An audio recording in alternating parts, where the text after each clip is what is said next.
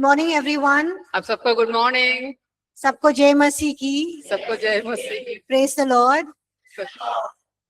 This is the second last week now for your STBC. Third week. Third last week. Third last week. Okay. How many of you are excited that it's almost coming to an end? लगभग अंत होते आ रहे। आप में से कितने लोग उत्साहित है? Sad. सैड हो रहे Okay. क्योंकि खत्म हो रहा है। Yes. All of you got some good rest yesterday. आप सबने कल अच्छे से आराम किए? How many of you are watching the football match in the night? आप में से कितने लोग फुटबॉल मैच देखे कल? Huh? No phones. No phones. Oh. How many of you love soccer, football? आप में से कितने लोग फुटबॉल पसंद करते हैं? Nice. Okay. Okay, so we are going to begin this course on Christology. अभी हम जो है क्रिस्टोलॉजी इस पाठ्यक्रम के शुरू करने जा रहे हैं। Before we begin, let's just look to the Lord in prayer. Let's pray. आइए शुरू करने से पहले हम सब प्रार्थना करें। Father, we want to thank you for the gift of life. प्रभु जी, हम आपका धन्यवाद करना चाहते हैं इस जीवन के इस वरदान के लिए। We thank you for good health and strength. आपने जो अच्छा स्वास्थ्य और बल दिए प्रभु, इसके लिए हम आपको धन्यवाद देते हैं। We thank you for another new day that you've added into our life, God. हम आपका धन्यवाद देते हैं प्रभु, आपने हमारे जीवन में एक और नए दिन को जोड़ा है। We just submit this day and this whole week into your hands. हम आज के दिन और पूरे सप्ताह को आपके हाथों में सौंप रहे हैं। God, even as we look into the depth in your word, प्रभु जी, जैसे हम आपके वचन के गहराई में देख रहे हैं, and we can understand the richness of the theology in your word, आपके वचन के उस ईश्वर विज्ञान के गहराई को समझने के लिए सहायता कीजिए। we pray, Holy Spirit, पवित्र आत्मा, हम आपसे विनती करते हैं that you would open our hearts and our minds, आप हमारे हृदय और हमारा मन को खोलिए। that you would help us to see the truth in your word. आप आपके वचन के सत्य को जानने के लिए हमें सहायता करेंगे। Your word is truth and the truth sets us free. वचन सत्य है और सत्य हमें स्वतंत्र करता है। And so God, we pray that you would set us free, हाँ प्रभु जी, हम विनती करते हैं कि आप हमें स्वतंत्र करेंगे, that from everything that binds us and holds us down. और जो भी चीजें हमें बांधती है और नीचे की ओर खींचती है। And God, we pray that you would speak to us. हम आपसे विनती करते हैं प्रभु, आप हमसे बात कीजिए। We pray that you would remove every spirit of dullness and lethargy and sleepiness and tiredness. हम आपसे विनती करते हैं प्रभु, हर एक आलसपन को, नींद के लाने वाली बातों को, और जो भी हमारे अंदर मंदपन को लाती है प्रभु, सब दूर हो। And we pray that you'd give us a freshness of mind and spirit. आप हमसे विनती करते हैं प्रभु, हमारे आत्मा और मन में एक ताजगी को दीजिए, So that we can hear your voice ताकि हम आपके वचन को सुन सकें, and we can learn from your word ताकि हम आपके वचन से सीख सकें, and we can teach it to other people. ताकि हम दूसरों को भी सिखा सकें। We thank you for hearing our prayer. हम आपका धन्यवाद करते हैं हमारे प्रार्थना सुनने के In लिए। Jesus' name we pray. यीशु के नाम में हम प्रार्थना मांगते हैं। Amen. आमीन। Okay, so we're going to be looking at studying Christology. हम पाठ्यक्रम क्रिस्टोलॉजी के बारे में पढ़ने जा रहे हैं। So what is Christology? Christology यानी क्या है? Before we look at what is Christology, Christology क्या है देखने से पहले we'll understand that Christology is a field of study within Christian theology. ये हम इस बात को समझेंगे कि ये जो क्रिस्टोलॉजी जो क्षेत्र है वहां पढ़ने के बारे में है। It comes under the field of Christian theology. मसीही जो धर्म विज्ञान है उसके अंदर आती है। So what is the meaning of the word theology? Theology का मतलब क्या है? Theology comes from two Greek words. Theology शब्द जो है दो यूनानी शब्दों से आती है। One is theos. एक जो है थियोस है, That is theos. थियो यानी theos, And the logia is logos. Logia मतलब logos. So theology comes from two Greek words. Theology दो यूनानी शब्दों में से आती है, Theos थियोस and logia. और लॉजिया। That means theos or logos. या इसके मतलब जो है थियोस या तो लोगोस। Theos means, थियोस यानी anyone can guess? क्या कोई अनुमान लगा सकते हैं? Theos. थियोस यानी Yes, correct. God. Yes, theos means सही। God. थियोस यानी परमेश्वर, And logia means लॉजिया मतलब word वचन, or logos, word. लोगोस यानी वचन. So when you combine these two words, theos and logia or logos, जब ये दोनों शब्दों को इकट्ठा करते हैं, थियोस और लॉजियस को, it means studying the word of God. इसके मतलब जो है परमेश्वर का वचन को पढ़ने के बारे में है. So theology basically means the study of the word of God. Theology का मतलब होता है कि मूल तौर पे जो है परमेश्वर का वचन का अध्ययन करना. Now, what is Christology?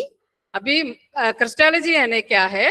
Christology comes from two Greek words. Christology दो यूनानी शब्दों से आती है. One is Christos एक पहला शब्द जो है Christos, or logia or logos. लॉजिया या logos. So what is Christos? Christos यानी क्या है? Christ, yes. Masih. Christ means the Messiah, the anointed one. Christ जो अंग्रेजी में कहा जाता है उसका मतलब मसीहा या तो अभिषिक्त व्यक्ति. So Christos means the Messiah or the anointed one. Christos यानी मसीहा या तो अभिषिक्त व्यक्ति. And logos means word. Logos यानी वचन. So Christology is basically तो क्रिस्टियनिटी मूल तौर पे studying about the nature of Jesus Christ. ये यीशु मसीह के स्वभाव के बारे में पढ़ना है. So this whole week we are going to be studying about the nature of Jesus Christ. ये पूरा सप्ताह जो है यीशु मसीह के स्वभाव के बारे में पढ़ने जा रहे हैं. So what aspect of the nature of Jesus Christ are we going to be studying? तो यीशु मसीह के स्वभाव के कौन से पहलू के बारे में पढ़ने जा रहे हैं? We're going to study how the human and the divine nature are related in one person. तो हम ये पढ़ने जा रहे हैं कि कैसे ईश्वरत्व और मानवत्व दोनों एक व्यक्ति में मिला हुआ है. We know that Jesus was fully God and fully man. हम जानते हैं कि यीशु मसीह जो है पूर्ण रूप से ईश्वर है, पूर्ण रूप से मनुष्य है. He was 100% God, 100% man. वो 100% ईश्वर है, 100% मनुष्य है. But we need to understand how this humanity and divinity coexists in perfect unity in the person of Jesus Christ. तो हमें इस बात को समझने की जरूरत है कि कैसे पूर्ण ईश्वर पूर्ण मनुष्य एक व्यक्ति में एक साथ मिलकर अस्तित्व में है. So in Christology, क्रिस्टियोलॉजी में, which is basically Christos and logia.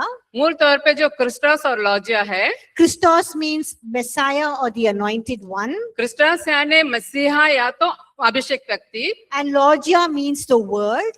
लॉजिया यानी वचन. So in Christology, और क्रिस्टियोलॉजी में we're going to see how the humanity and divinity exists in one person. हम ये देखने जा रहे हैं कैसे ईश्वरत्व और मानवत्व एक ही व्यक्ति में एक साथ अस्तित्व में है. How Jesus was fully God and fully man. कैसे परमेश्वर पूर्ण रीति से ईश्वर था और पूर्ण रीति से मनुष्य भी है. How humanity and divinity coexist in perfect unity in the person of Jesus Christ. कैसे ईश्वरत्व और मानवत्व एक साथ सहभागी होकर एक व्यक्ति मसीह में किस प्रकार से था. So in Christology, क्रिस्टियोलॉजी में some of the questions a student of Christology will study. तो कुछ सवालों के बारे में जो क्रिस्टियोलॉजी के विद्यार्थी है वो पढ़ेंगे. Is did God, indeed become man? क्या सही में परमेश्वर मनुष्य बना? And we also try to answer this question, how can God become man? हम इस सवाल का भी जवाब देने की कोशिश करेंगे, कैसे परमेश्वर मनुष्य बन सकता है. Have you ever thought about these questions? क्या इन सवालों के बारे में कभी आपने सोचा है? How can God become man? कैसे परमेश्वर मनुष्य बन सकता है? Did God really become man? क्या सही में परमेश्वर मनुष्य बना? And also another question that a student in Christology will try to question or answer. और एक सवाल जो क्रिस्टियोलॉजी के विद्यार्थी पूछना की कोशिश करते हैं, how could the deity or how could humanity and deity exist in such perfect unity in the person of Jesus Christ? कैसे ईश्वरत्व और मनुष्यत्व दोनों ही मसीह यीशु में एक साथ सिद्धता के साथ जुड़ सकता था? So you can ask this question. तो आप इस सवाल को पूछ सकते हैं. Okay, Jesus was fully God, fully man. हम मानते हैं कि यीशु मसीह पूर्ण रूप से ईश्वर है और पूर्ण रूप से मनुष्य है, But how can God and man exist together in a person? लेकिन मनुष्य और परमेश्वर दोनों एक व्यक्ति में कैसे अस्तित्व में आ सकते हैं, That is what we are going to be studying in Christology. इसी के बारे में हम क्रिस्टोलॉजी में पढ़ने जा रहे हैं। And it's also going to be considering the question और साथ ही साथ जो है इन सारे सवालों पर भी विचार करेंगे that Jesus asked his disciples कि यीशु मसीह ने अपने चेलों से पूछे in Matthew chapter 16 verse 13. मत्ती 16 अध्याय के 13 वचन में। So what is the question that Jesus asked his disciples in Matthew 16:13? तो यीशु मसीह अपने चेलों से कौन सा सवाल पूछे थे? मत्ती 16 अध्याय का 13 वचन। Who do men say that I, the Son of Man, am? तो कौन के लोग मनुष्य के पुत्र को क्या कहते हैं? So we'll be trying to answer this question हम जो इस सवालों का जवाब देने की कोशिश करेंगे that Jesus asked his disciples. तो जो यीशु मसीह ने अपने चेलों से पूछे थे, Who do men say that I, the Son of Man, am? तो लोग मनुष्य के पुत्र के बारे में कौन है करके कहते हैं। So what did the disciples answer Jesus when he asked this question? जब यीशु मसीह ने अपने चेलों से सवाल पूछे तो चेलों ने क्या जवाब दिया यीशु मसीह को? तू जीवते परमेश्वर का पुत्र मसीह है। No. What did they answer him? क्यों उन्होंने ये सवाल पूछे थे? No. What did they answer him? क्या जवाब दिए थे उसके लिए? उन्होंने कहा, कुछ तो यूहन्ना बपतिस्मा देने वाला कहते हैं, और Some say that you are John the Baptist. कुछ और- कहते हैं कि आप यूहन्ना बपतिस्मा देने वाला है, और कुछ कहते हैं Elia, Some say that you are Elijah. कुछ कहते हैं कि एलिया है आप, और कुछ यर्मिया, Some say that you are Jeremiah. कुछ कहते हैं कि आप यिर्मयाह हैं, Or some say that you are one of the prophets. तो कुछ कहते हैं कि आप भविष्यवक्ताओं में से एक है। But what does Peter say? लेकिन पतरस ने क्या कहा? You are Christ, the Son of the living God. Matthew chapter 16 verse 16. तो आप जो है जीवते परमेश्वर के पुत्र है। So what does Peter say? You are Christ, the Son of the living God. तो पतरस क्या बोलता है? तो जीवते परमेश्वर का पुत्र मसीह है। And what does Jesus tell him? तो यीशु ने उनसे पतरस से क्या कहा? हे शमौन, योना के पुत्र तू धन्य है, क्योंकि मांस और लहू ने नहीं, परंतु मेरे पिता ने जो स्वर्ग में है यह बात तुझ पर प्रकट की है।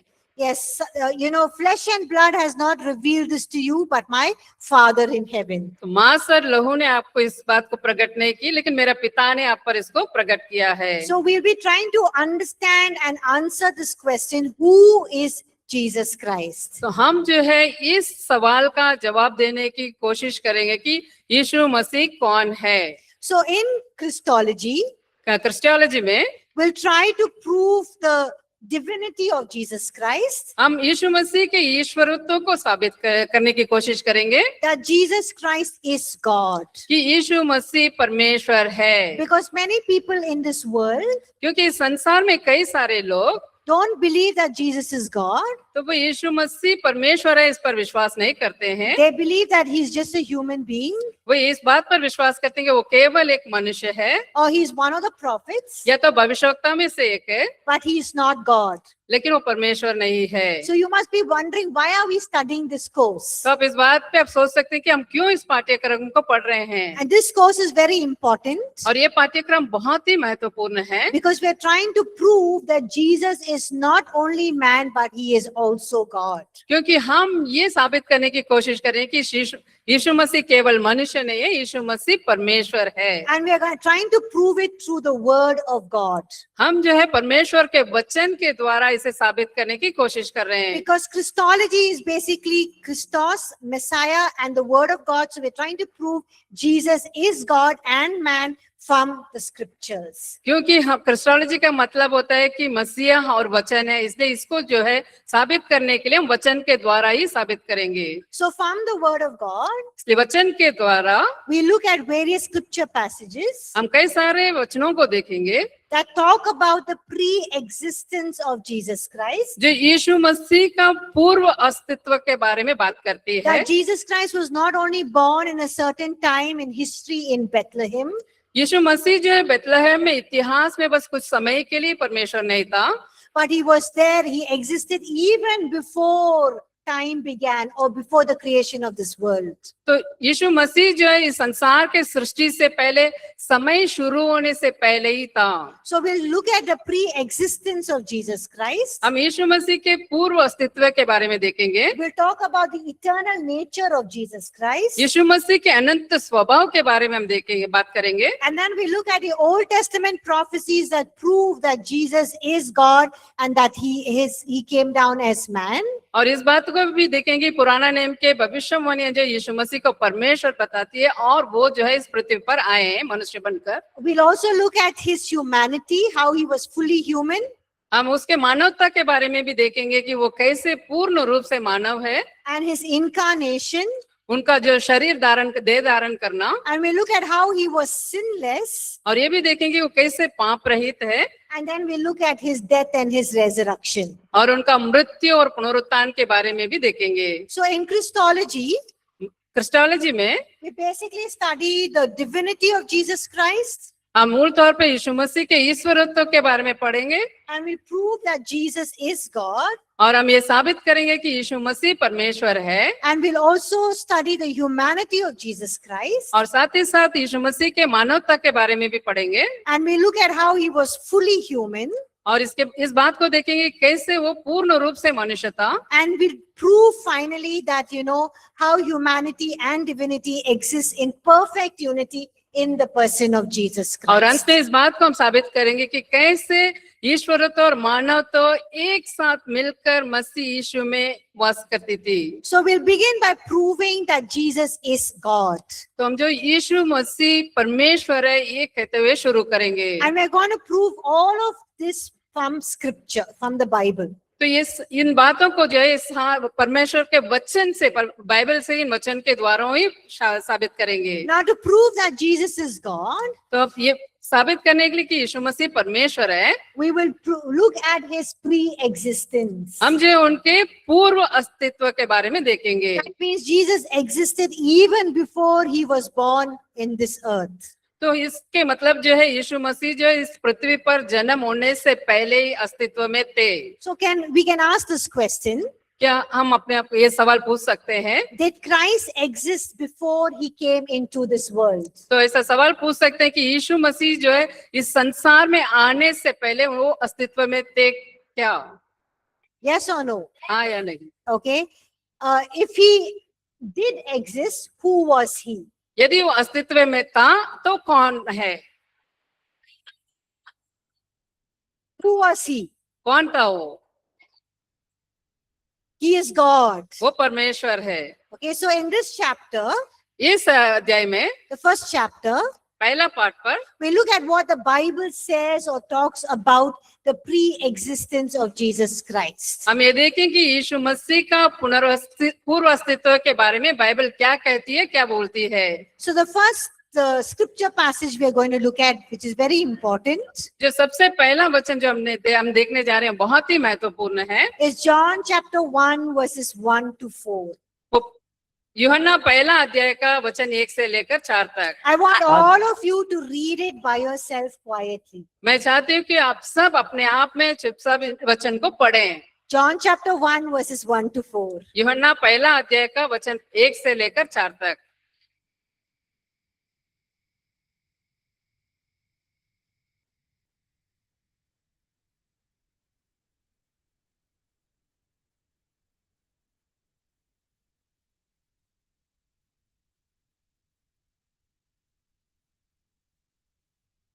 If you finish reading verses 1 to 4, also read John chapter 1 verse 14, all of you.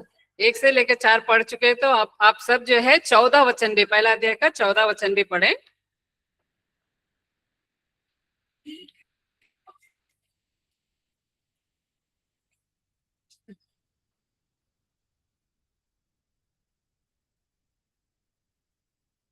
So in John chapter 1 verse 1, John is saying, in the beginning was the word. तो यूहन्ना पहला अध्याय के पहला वचन में यूहन्ना कह रहा है कि आदि में वचन था। Who is this word? ये वचन कौन है? God? Jesus Christ. Yeshu Masih. Now, why does John use the word word? Why can't he just say, in the beginning was Jesus Christ, and Jesus Christ was with God, and Jesus Christ was God? क्यों यूहन्ना इस प्रकार से इस्तेमाल किया कि आदि में वचन था? ऐसा नहीं इस्तेमाल किया कि आदि में यीशु मसीह था, यीशु मसीह परमेश्वर के साथ था, यीशु मसीह परमेश्वर था। ऐसा क्यों नहीं लिखा? वचन करके क्यों लिखा? Why does he use this word word? क्यों ये शब्द को इस्तेमाल किया कि वचन? If you look at in the English Bible, it's also very strange अगर इंग्लिश बाइबल में आप देखेंगे तो बहुत ही अजीब है, because it says, in the beginning was the word, and it has a capital W. तो यहाँ आप देखोगे कि अगर वर्ड जो अंग्रेजी में बोलते हैं उसको जो है बड़ा अक्षर में लिखा हुआ है, Actually, it has to be a small w because it's not grammatically right. क्योंकि जो है व्याकरण के अनुसार देखेंगे तो वो जो है सही नहीं है, उसे छोटा बड़ा होना चाहिए था। But here he is using a capital W word, that means talking about a person. तो यहाँ जब बड़ा अक्षर इस्तेमाल किया अंग्रेजी में, इसके मतलब जो एक व्यक्ति के बारे में बताया जा रहा Now है। tell me, why does John introduce Jesus as word and not just as Jesus Christ? क्यों, मुझे बताइए कि यूहन्ना ने यीशु मसीह को वचन करके परिचित करवाया, ना कि यीशु मसीह करके। Have you ever thought? How many Yeah. of you have read John chapter 1? आप में से कितने लोग यूहन्ना पहला अध्याय को पढ़े हैं? कभी सोचा है, why does John use the word word? क्या कभी ने आप ऐसा सोचा है कि वचन करके क्यों यहाँ इस्तेमाल किया है, यीशु करके ने इस्तेमाल किए?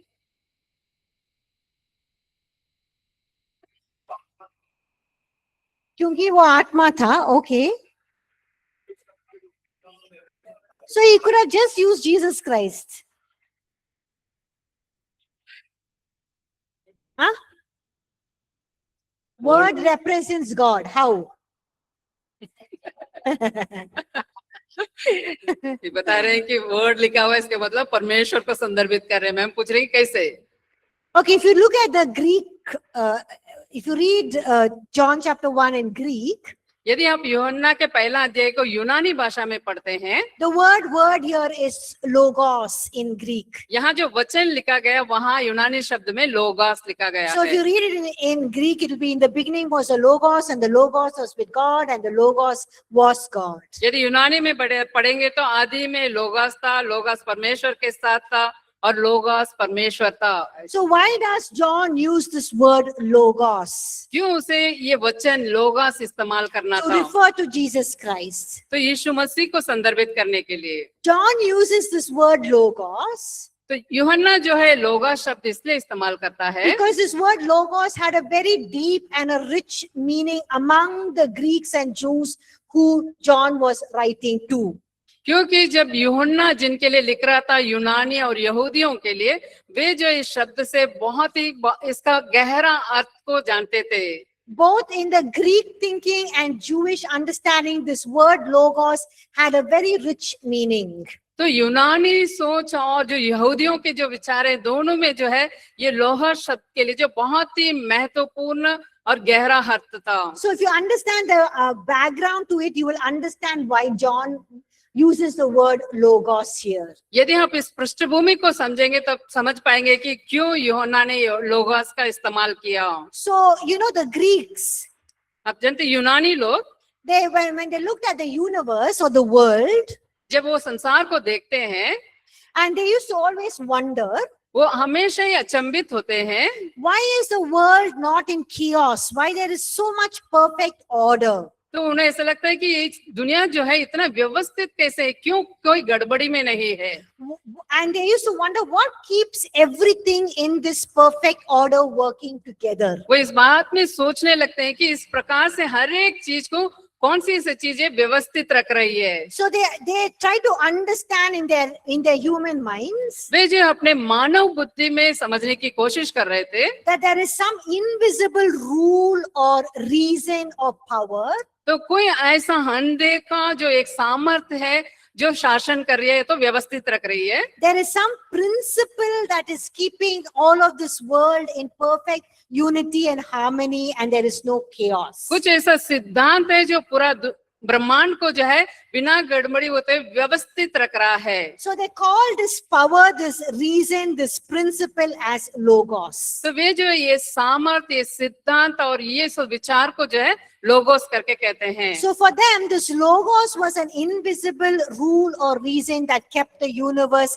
in perfect unity and harmony. उनके लिए जो है ये कारण, ये जो विचार है, यह सिद्धांत है, यही जो है इस दुनिया को जो है बहुत ही व्यवस्थित रूप से रख रही है। And so they believed इसलिए वे विश्वास करते हैं कि that there was a plan in this universe, तो यहाँ इस संसार में जो एक योजना है, but they did not know who the planner was. लेकिन उसको उस योजना को बनाने वाला कौन है वो नहीं जानते थे। They just called this power, this rule, this reason or principle as logos. तो वे जो है इस कारण और ये जो नियम है और ये सामर्थ्य को जो है उन्होंने लोगोस करके बोलते हैं। Now for the Jews, यहूदियों के लिए they already knew that God had created this world. तो पहले से ही जानते थे कि परमेश्वर ने इस संसार को बनाया है। And how did God create the world? और परमेश्वर ने कैसे संसार की सृष्टि की? Through his word, अपने yes. वचन के द्वारा। So the Jews already knew that God created the world by his word or logos. तो यहूदी लोग जो है पहले से जानते थे कि परमेश्वर जो है अपना वचन से लोगोस के द्वारा सृष्टि की है संसार की। And so the Jews also knew that God, through his word, revealed his will. तो यहूदी लोग ये भी जानते थे कि परमेश्वर जो है अपना इच्छा को अपने वचन के द्वारा प्रकट किए हैं। So what was his will and plan? He revealed it through his words when he spoke to the prophets and kings and तो judges. उनका योजना और इच्छा जो है वो जो अपना राजाओं द्वारा, भविष्यवक्ताओं द्वारा और न्यायियों को द्वारा उनके वचन से उसको प्रकट किए। And the Jews also knew और यहूदी ये भी जानते थे that God's word or logos परमेश्वर का वचन logos accomplished whatever he purposed or he spoke or he willed. और वो जिन काम के लिए भी उसे भेजे हैं जो उनकी इच्छा को वो पूरा करती है। So the Jews understood God's word or God's logos इसलिए यहूदी लोग जो है परमेश्वर के लोगोस, परमेश्वर के शब्द को समझते थे as a powerful way of acting in this world. जैसे किसी सामर्थ्यपूर्ण तरीके से इस संसार में कार्य कर रहा है। That means whenever God wanted to do something, act, he would always speak through his word, logos. इसके मतलब जो है परमेश्वर जब भी इस संसार में कुछ कार्य करना चाहते हैं, कुछ करवाना चाहते हैं, तब जो है अपने वचन के द्वारा वो कार्य करते हैं। So John picked up this word logos तो यूहन्ना ने इस शब्द को लोगोस को ले लिया because it had a rich meaning among the Greeks and the Jews. क्योंकि यहूदियों और यूनानियों के बीच में इस शब्द का बहुत ही गहरा अर्थ था। And so he was telling the people, इसलिए लोगों से वो कह रहा था hey, this logos is not a force, तो ये लोगोस जो है एक सामर्थ्य नहीं है, it's a person. ये व्यक्ति है। This logos is not an idea. ये लोगोस जो है एक विचार नहीं है, This logos is Jesus Christ. ये लोगस जो है यीशु मसीह है। And logos explains the universe. तो ये लोगस जो है जो ब्रह्मांड है उसको व्यक्त करती है। But he's saying that this logos is Jesus Christ who created this universe. लेकिन वो बता रहा है कि ये लोगस जो है वो लोगस ने इस पूरा दुनिया को सृजा है। And the people thought this logos was a demigod, a lesser god. ये लोग सोच रहे थे कि ये जो लोगस है परमेश्वर से थोड़ा कम परमेश्वर है। But John is saying this logos is not a lesser God or demigod or less than God. He is God himself. लेकिन यूहन्ना बोल रहे कि ये परमेश्वर से कम परमेश्वर नहीं है, ये परमेश्वर है। And John is saying this logos is not just a force or a power or something that speaks or something that is distinct, but this logos became flesh and lived among us. तो यूहन्ना बता रहा है कि ये लोगस जो है एक सामर्थ्य या कारण या बताए गए या बहुत दूरी की बात नहीं है, ये देहधारी बना हमारे साथ निवास किया। So John is making it clear to the Jews and the Greeks तो यूहन्ना जो है यहूदियों और यूनानियों को बहुत ही स्पष्ट कर रहा है that logos is not an idea, लोगस जो एक विचार नहीं है, it's not an unseen force, ये अनदेखी एक सामर्थ्य नहीं है, it's not just some power or rule, ये एक सामर्थ्य या एक व्यवस्था नहीं है, but this logos is a person. लेकिन ये लोगस जो एक व्यक्ति है। This logos is eternal. तो लोगोस जो है जीवित है, The Logos is with God. तो लोगोस जो है परमेश्वर के साथ है, The Logos is God. Logos ही परमेश्वर है। And this Logos, who is God, entered human history. तो ये लोगोस जो परमेश्वर है वो मनुष्यों के इतिहास में प्रवेश किया। That is why later on in John chapter 1, verse 14, इसीलिए यूहन्ना पहला अध्याय का 14 वचन बाद में बता रहा है, John writes and says, the word became flesh and dwelt amongst us. तो यूहन्ना लिखता है कि वचन देहधारी हुआ और हमारे बीच में डेरा किया। So this is where John is going beyond the Greek and the Jewish thought. यहाँ इस प्रकार से यूहन्ना जो है यूनानी और यहूदियों के विचार से परे जाता है। He's saying this eternal Logos, who is God, तो अनंत वचन मतलब परमेश्वर है, who did not stay very far away or distant from us, जो है बहुत हमसे बहुत दूर नहीं रहा, but he became human just like us, वो हम जैसे मानव बना, and he lived amongst us, वो हमारे बीच में वास किया। and he showed us who God truly is. तो परमेश्वर सच में असल में कौन है इस बात को उन्होंने दिखाया। So when John is using this word Logos, जब यूहन्ना इस शब्द लोगोस का इस्तेमाल कर रहा है, he's saying, hey, you people, all of you are searching for who is behind the order, meaning, truth, and life in this universe. तो वो लोगों से बोल रहे हैं कि तुम इस बात के लिए पूरा खोज कर रहे हो कि इसका कारण कौन है, इसको कौन व्यवस्थित रख रहा है, ये सारी बातों को कर रहे देख रहे हो। Who is the truth and who is the life? जो सत्य और जीवन है, And you want to have a relationship with God. यदि कोई परमेश्वर के साथ संबंध रखना चाहता है, रिश्ता रखना चाहता है, He's saying all this is found in Jesus Christ. ये सब जो है यीशु मसीह में पाया जाता है। So he's saying the one who gives order to the universe is not a force or a rule, but it is Jesus Christ. तो इस पूरा संसार को जो व्यवस्थित रख रहे हैं वो कोई सामर्थ्य या कोई शक्ति नहीं है, ये यीशु मसीह कर रहे हैं। And the one who connects God and humanity is not an idea, but he is Jesus Christ himself. जो परमेश्वर मनुष्य को जोड़ रहा है वो कोई विचार नहीं है, खुद यीशु मसीह है। So this makes John's opening words ये यूहन्ना का शुरुआती शब्द है or one of the strongest teachings about Jesus Christ in the Bible. तो ये जो है बाइबल में सबसे महत्वपूर्ण या तो मजबूत शिक्षा है, Because it's talking about Jesus Christ as someone who is eternal. क्योंकि हमने ऐसे देखा कि यीशु मसीह एक अनंत के रूप में, He is fully God. वो पूर्ण रूप से परमेश्वर है, He is a creator of all things. वो सारी चीजों को सृष्टि करने वाला सृष्टिकर्ता है, He is a source of life. वो जीवन का स्रोत है He is a light for all people. और सारे लोगों के लिए ज्योति है। And he existed even before time began. वो समय शुरू होने से पहले ही अस्तित्व में था And he entered time so that you and I can know him and receive salvation. उन्होंने समय के अंदर प्रवेश किया ताकि हम उन्हें जाने और उद्धार को प्राप्त करें। So John is introducing Jesus as the Logos. इसलिए यूहन्ना जो है यीशु मसीह को लोगोस करके परिचय करा रहा है And he is talking about 4 important attributes of Jesus Christ as he introduces him as the Logos. तो वो जो यीशु मसीह के 4 गुणों के बारे में बता रहा है। So what is the first one in John chapter 1 verse 1? यूहन्ना पहला अध्याय का पहला वचन का सबसे पहला क्या है? Yes, the word was in the beginning. आदि में वचन था। What does this mean? इसका मतलब क्या है?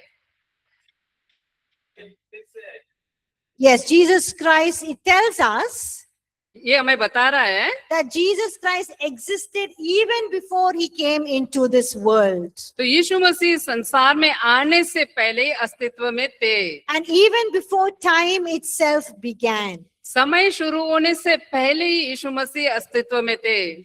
John does not say यूहन्ना ये नहीं कह रहा है, the word came into existence at the beginning. तो ये नहीं बोल रहे कि शुरू में आदि में वचन आया। He's saying Jesus was in the beginning. तो बता रहा है कि यीशु मसीह जो है शुरुआत में ही था। He does not say Jesus was from the beginning. वो ये नहीं बोल रहे कि शुरुआत से है। That means from means there was a time when he started. शुरुआत से मतलब ये होता है कि समय का शुरू होने के बारे में। But John says he was in the beginning. That means he was already there when there was the beginning. लेकिन यूहन्ना बता रहा है कि वो आदि में ही था, शुरू से पहले ही वहां पर था। That means even before time began, इसका मतलब है समय शुरू होने से पहले, or when time began, और जब समय शुरू हुआ the word that is Jesus Christ already existed. तो जो पहले यीशु मसीह जो वचन जो है पहले से ही अस्तित्व में था। He was not created.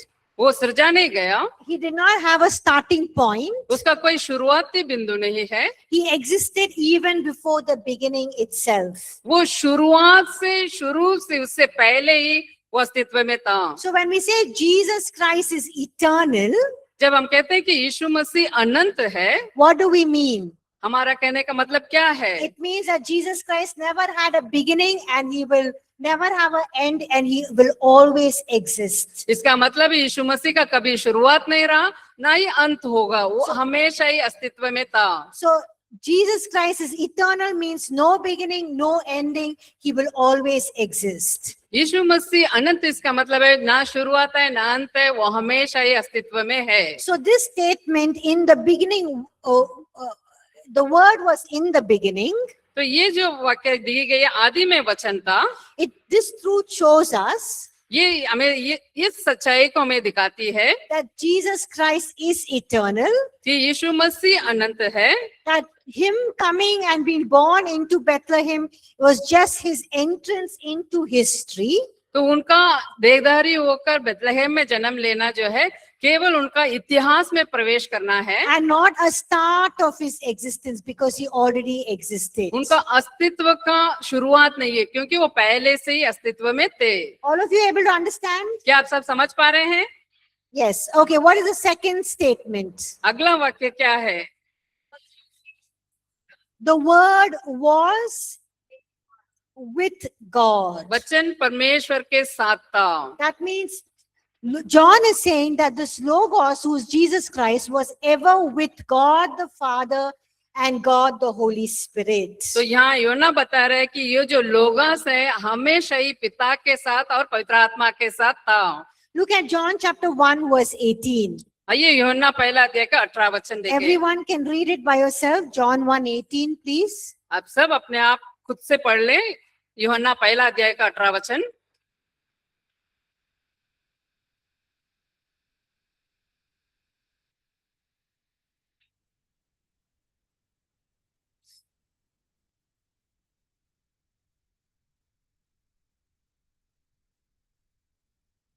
What does it say there? That Jesus Christ was? तो वहां क्या बता रहे हैं? यीशु मसीह कौन थे? He was in the? Huh? वो कहाँ था? Yes, he was in the bosom of the Father. वो पिता के गोद में थे। What is the meaning of bosom? गोद यानी क्या है? Very intimate. Yes, a mother carries the child in her bosom. घनिष्ठ रिश्ता के बारे में, जैसा एक माँ अपने गोद में बच्चे को लिए रहती है। So this means that Jesus shared a very close, loving and intimate relationship with the Father. इसके मतलब यीशु मसीह जो पिता के साथ बहुत ही प्रेम से भरा हुआ घनिष्ठ रिश्ता रखते थे। This phrase shows a relationship between the Word, that is Logos, as Jesus Christ, and God the Father. ये जो है लोगोस, जो यीशु मसीह और पिता के साथ के जो संबंध है, रिश्ता है, इसके बारे में बता रहा है। So we see that the Word was not alone or separate from the Father, but he was one with the Father. तो हम देख रहे हैं कि वचन जो है अलग से अकेले में नहीं था, वो जो है पिता के साथ एक था। Now this verse, John chapter 1 verse 18, ये वचन यूहन्ना पहला अध्याय का 18 वचन or John chapter 1 verse 1, the Word was with God, teaches us two important truths. और पहला अध्याय में और 18 वचन दो महत्वपूर्ण सत्य को हमें सिखाती है। Can you tell me what are the two important truths? क्या आप बता सकते हैं इन दोनों में से कौन से दो मुख्य सत्य है?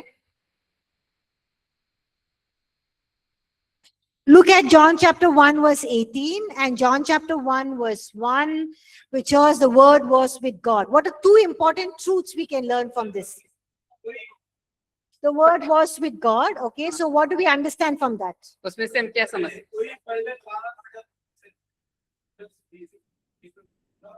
14 में लिखा हुआ है यीशु मसीह परमेश्वर की मूर्ति है। Okay. पहले कोई किताब को कोई रख देता उन्हें पता है। Okay. What are two important truths we can learn from this? इन दोनों वचनों में से योना पहला अध्याय का पहला वचन और 18 वचन में से कौन से दो मुख्य सत्य को हम सीख सकते हैं?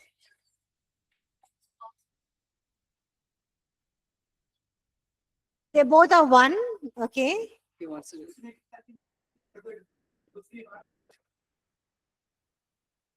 Okay.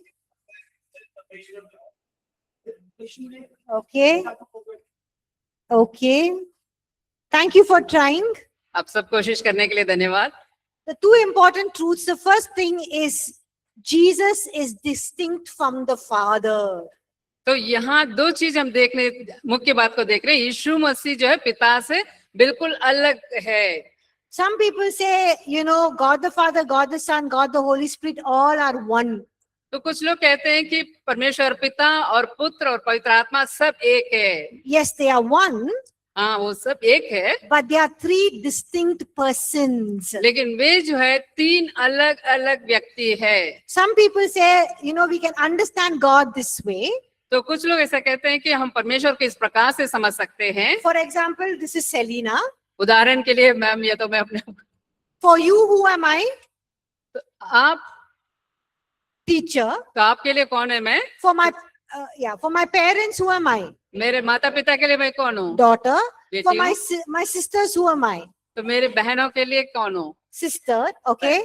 So I have different roles, right? मेरा Teacher, अलग अलग भूमिका है, एक शिक्षक के रूप में, daughter, बेटी and a sister. और बहन। So they say that Jesus is just one, like Selena, तो वे ऐसा बताते हैं कि यीशु मसीह जो है सेलिना मैम की तरह है, but three different roles. लेकिन तीन अलग अलग भूमिकाएं हैं। That is wrong. तो वो गलत है। It's not one person having three different roles, ये नहीं है कि ये एक व्यक्ति है और तीन अलग अलग भूमिकाएं हैं, but we see that Jesus is distinct, a separate person. तो हम देखते हैं कि यीशु मसीह जो अलग है और अलग व्यक्ति है, God the Father is distinct, a separate person. और पिता परमेश्वर अलग है और अलग व्यक्ति है, And the Holy Spirit is distinct and a separate person. और पवित्र आत्मा अलग है और एक अलग व्यक्ति है। How do we know that? हम कैसे इसे जानते हैं? Because here it says, John says, the word was with God. क्योंकि यहाँ वचन बता रहे हैं कि परमेश्वर का वचन जो है परमेश्वर के साथ था। It does not say the word was in God. तो ऐसा नहीं बता रहे कि वचन जो है परमेश्वर के अंदर था।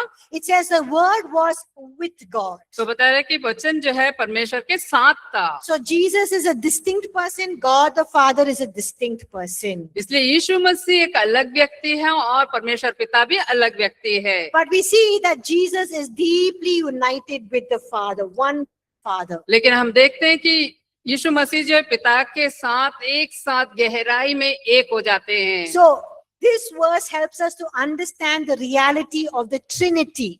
तो ये वचन जो है हमें त्रिएक को समझने के लिए मदद करती है। And we also see that the word was not created later. तो हम ये भी देखें कि वचन जो है बाद में जो सृजाने गया, He eternally existed in fellowship or oneness with God the Father. वो पहले से अनंत में ही अस्तित्व में था, एकता के साथ पिता के साथ। So what is the first thing we learn from John chapter 1? तो यूहन्ना पहला अध्याय में हम क्या सबसे पहले चीज सीखे हैं? In the beginning was the word. आदि में वचन था। Second one, the word was with God. वचन परमेश्वर के साथ था। What is the third thing? तीसरा क्या? The word was God. वचन परमेश्वर था। So this is one of the clearest statements in the Bible ये जो है बाइबल में से कई वचनों में से एक सबसे स्पष्ट वचन है that Jesus Christ is God. कि यीशु मसीह परमेश्वर है। Or this is one of the clearest statements in the Bible about the deity of Jesus Christ. ये तो बाइबल में से कई वचनों से ये एक वचन है जो यीशु मसीह के ईश्वरत्व के बारे में बहुत स्पष्ट तरीके से बता रहा है। So if you look at this verse, the word was God. जब इस वचन को देखें कि वचन परमेश्वर था, That means the word is Jesus Christ. So Jesus Christ was God. तो इसके मतलब वचन यानी यीशु मसीह परमेश्वर था। It does not say the word was like God. तो ये ऐसा नहीं बता रहे कि वचन जो है परमेश्वर के समान था। Does not say the word was similar to God. ये तो ऐसे भी नहीं बोल रहे कि एक उसके जैसा था, परमेश्वर के जैसा था। It says the word was God. ये बता रहे कि वचन परमेश्वर था। So when John clearly says the word was God in John chapter 1 verse 1, जब यूहन्ना पहला अध्याय के पहला वचन में बहुत ही स्पष्ट रूप से बता रहा है कि वचन परमेश्वर था, he's teaching that Jesus is not merely godly, तो ये इस बारे में बता रहे कि केवल एक परमेश्वर भक्ति ही नहीं था, ईश्वरत्व ही नहीं था। he's not just like a divine God, ये ऐसा नहीं कि एक ईश्वरीय परमेश्वर के समान है, or he's not someone who is very close to God, या तो ऐसे भी नहीं कि कोई ऐसा व्यक्ति जो परमेश्वर के बहुत ही नजदीकी में है, but he's saying that Jesus is fully God. लेकिन वो बता रहा है कि यीशु मसीह जो है पूर्ण रूप से परमेश्वर है। So everything that is true of God is true of Jesus. और जो कुछ भी परमेश्वर के लिए सत्य है वो सब यीशु मसीह के लिए भी सत्य है। So God is eternal, Jesus is God, so he is eternal. परमेश्वर अनंत है, यीशु मसीह परमेश्वर है, इसलिए वो भी अनंत है। God is all powerful, so Jesus is also all powerful. परमेश्वर सर्वशक्तिमान है, इसलिए यीशु मसीह भी सर्वशक्तिमान है। God is worthy of worship, and so Jesus is also worthy of worship. परमेश्वर आराधना के योग्य है, इसलिए यीशु भी जो है आराधना के योग्य है। So Jesus is not a created being. यीशु मसीह जो सृजे गए वस्तु नहीं है, He's not an angel. वो स्वर्गदूत नहीं है, He's not a prophet who became greater than the other prophets. वो एक भविष्यवक्ता नहीं है, दूसरे भविष्यवक्ताओं से बड़ा बना। He's not even a bridge between God and man that was created by God. तो ये मनुष्य और परमेश्वर के बीच का संबंध भी जोड़ने वाला भी नहीं है, But he himself is God. लेकिन वो खुद परमेश्वर है। Amen. आमीन। So if anyone asks you, how can you prove that Jesus is God? यदि आपसे कोई पूछता है कि आप कैसे यीशु मसीह परमेश्वर है साबित करेंगे, Which verse will you show them? आप कौन सा वचन उन्हें दिखाएंगे? John chapter 1 verse 1, you can verses 1 to 4. तो यूहन्ना पहला अध्याय का पहले 1 से लेकर 4 तक के वचन को। Look at Psalm chapter 90 verse 2. Everyone can read quietly by yourself. Psalm 90 verse 2. भजन 90 का दूसरा वचन सब लोग अपने आप में पढ़े।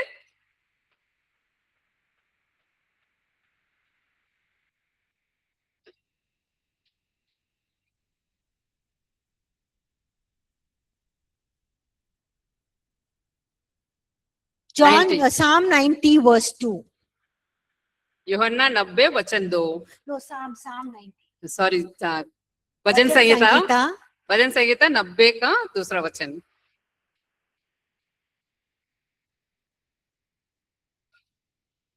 What does it talk about God here? यहाँ परमेश्वर के बारे में क्या वचन क्या बोल रहा है?